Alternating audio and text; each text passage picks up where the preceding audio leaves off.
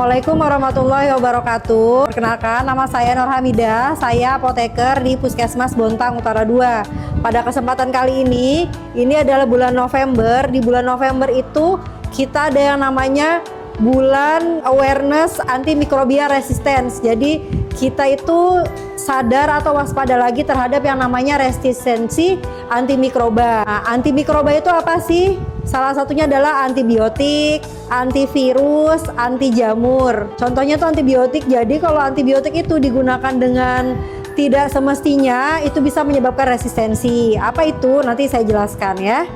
Nah, dalam mencegah resistensi antibiotik atau kekebalan kuman atas adanya antibiotik atau antimikroba, itu kita semua punya peranan. Salah satunya supaya kita tidak sakit, kemudian sakitnya menyebabkan kita mendapatkan antibiotik atau antimikroba, salah satunya adalah dengan cara mengurangi resiko infeksi. Bagaimana cara kita mengurangi resiko infeksi? Cuci tangan dengan benar, kemudian menyiapkan makanan secara higienis. Kemudian pada saat sakit itu menjaga jarak, apalagi kalau sakitnya menular, misalnya kayak lagi batuk pilek. Kemudian ikuti vaksinasi secara penuh. Nah, ini dengan kesehatan kita terjaga, kita jadi sehat. Kalau kita sehat, produktivitas kita meningkat. Belajarnya juga konsentrasi. Jadi kalau kalian merokok, yang rugi ya kita sendiri. Kemudian tidak mengkonsumsi alkohol. Kemudian juga memeriksakan kesehatan secara rutin. Kemudian juga membersihkan lingkungan dan menggunakan jamban. Nah, jadi penting pemahaman dan kesadaran kita tentang pentingnya menggunakan obat secara benar. Penggunaan antibiotik yang bijak itu seperti apa? Tidak membeli antibiotik sendiri. Kemudian tidak menggunakan antibiotik selain untuk infeksi bakteri. Tahu dari mana kita ini kena infeksi bakteri? Ya dari periksa dulu gitu ya. Jadi nggak sembarangan minum. Kuman yang harusnya mati, dia itu nanti karena koma nanti bangun lagi. Bisa jadi kita sakit lagi, misalnya di bulan depan, di 2 bulan selanjutnya, 3 bulan selanjutnya sakit lagi dengan sakit yang sama. Terus dari dokter perlu antibiotik lagi nih.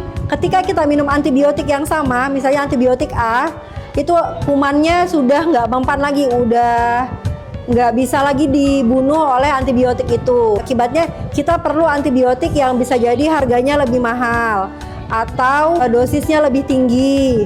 Kalau dosisnya lebih tinggi bisa jadi efek sampingnya juga lebih tinggi. Itu hanya dapat diperoleh dengan resep dokter.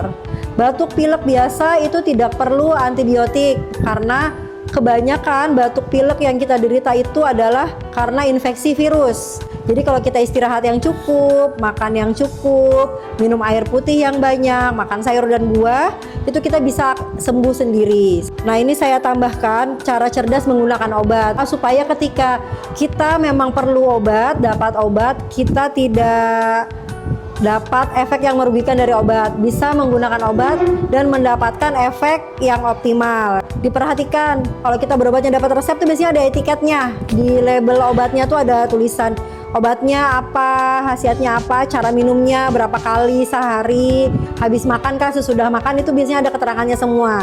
Nah, cara pakai obatnya harus diikuti. Dan juga jangan lupa dilihat tanggal kadaluarsanya. Nah, baca aturan pakainya, gunakan obat sesuai aturan pakai yang terdapat di kemasan obat. Nah, ini kalau menyimpan obat di rumah, jangan di tempat yang terlalu lembab, terlalu panas, kemudian di tempatnya yang kering dan sejuk. Jauhkan dari jangkauan anak-anak. Nah, ini kalau cara membuang obatnya ya, pastikan label atau kemasannya itu dirusak dulu supaya tidak disalahgunakan. Nah, kalau misalnya ini kita dapat obat, ada 5 yang harus kita ketahui, nama dan kandungan obatnya, khasiatnya apa, apakah buat demam, apakah buat pusing, kemudian dosisnya berapa, minumnya berapa kali, 3 kali sehari kah, kemudian cara menggunakannya, apakah tabletnya yang tablet langsung diminum aja kah, atau tabletnya ada juga yang harus dilarutkan di air dulu kah.